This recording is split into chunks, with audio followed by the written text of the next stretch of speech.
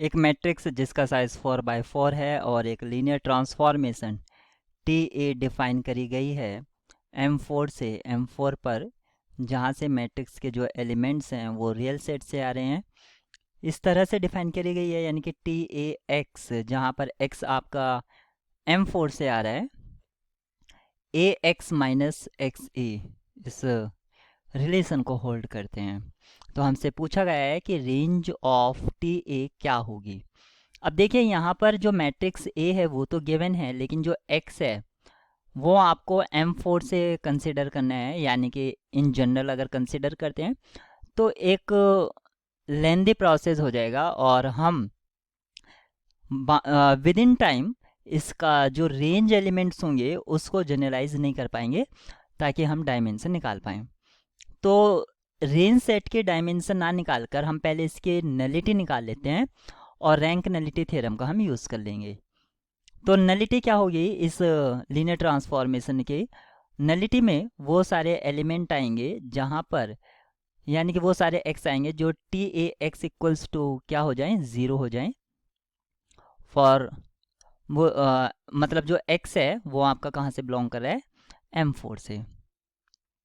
अगर ये इस प्रॉपर्टी को होल्ड करते हैं, यानी कि A x minus x A equals to 0, और this implies that A x equals to x A. अब यहाँ पर x हम एक 4x4 का जनरल मैट्रिक्स कंसिडर कर लेते हैं। जो मैट्रिक्स A है वो हम ले लेते हैं 1 0 0 0 0 1 0 0 0 0 माइनस 1 0 0 0 0 माइनस 1, ये मैट्रिक्स A हो गया है। और मैट्रिक्स X जो हमें लेना है वो ले लेते हैं A B C D E F G H I J K L M N O P। इस तरह से हमने ये मैट्रिक्स ले लिया। इधर भी हम मैट्रिक्स A और इधर X और इधर A लेंगे और मल्टीप्लाई करते हैं दोनों को। तो जब मल्टीप्लाई करेंगे तो लेफ्ट हैंड साइड में हमें क्या मिलेगा, फर्स्ट रो फर्स्ट कॉलम, यानी कि A B C और D। इस तरह से फर्स्ट रो मिल जाएगी। सेकंड रो हमें मिलेगी E F G H। Third जो रो होगी माइनस के I minus J minus K minus L और minus M minus N minus O minus P। इस तरह से हमें लेफ्ट हैंड साइड में मैट्रिक्स मिलेगा। और राइट हैंड साइड में जब x और a को मल्टीप्लाई कराएंगे तो हमें मिलेगा, मैं रो वाइज लिख रहा हूँ, A B minus C minus D, फिर मिलेगा E F minus G minus H I J K minus K minus L और M N minus O minus P. तो आप यहाँ पर देख सकते हैं जो डी एलिमेंट है यहाँ पर लेफ्ट हैंड साइड में और राइट में माइनस डी है। अगर ये दोनों मैट्रिक्स सेम है तो करस्पॉन्डिंग एलिमेंट भी सेम होंगे। तो d equals to minus d ये तभी पॉसिबल है जब d आपका 0 होगा।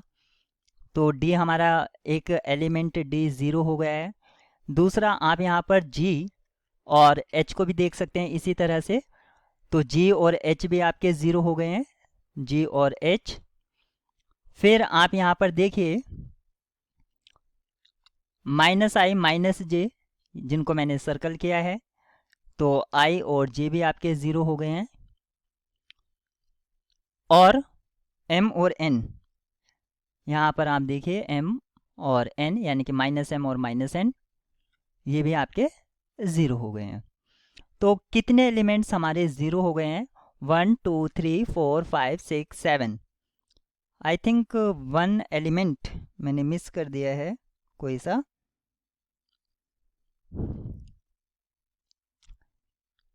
सॉरी, ये माइनस सी आएगा और ये आपका सी, तो यहाँ पर सी भी आपका 0 रहेगा। तो टोटल जो हमने x कंसिडर करा था, क्योंकि ये 4x4 का था, यानी कि टोटल इसमें 16 एंट्रीज थी, जिसमें से 8 एंट्रीज 0 हो गई हैं। 8 एंट्रीज 0 हो गई, यानी कि 8 एंट्रीज बचती हैं जो इंडिपेंडेंट हैं, जिस पर हम कुछ भी पुट कर सकते हैं, कोई भी रियल नंबर, इतने मतलब 8 पोजीशंस पर। तो यानी कि इस मैट्रिक्स लीनियर ट्रांसफॉर्मेशन टी की जो नलिटी है वो 8 हो गई है। तो जो रैंक होगी वो कितनी होगी, 16 माइनस 8। 16 क्यों हो गया, क्यों होगी, क्योंकि जो डायमेंशन ऑफ डोमेन था वो आपका 16 है, क्योंकि m 4x4 ओवर r इसके डायमेंशन 16 होती है। तो 16 माइनस 8, तो यहाँ पर 8 आ जाएगा। इस तरह से आपने इसको सॉल्व किया।